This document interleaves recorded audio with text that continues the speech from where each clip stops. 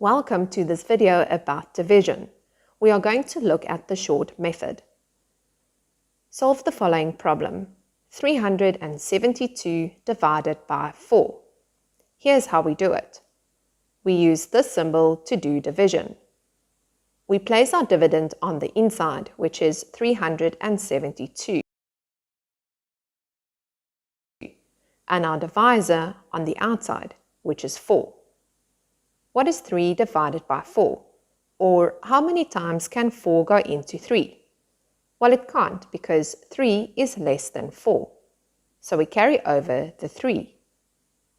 How many times can 4 go into 37? Let's count in 4s. 4, 8, 12, 16, 20, 24, 28, 32, 36.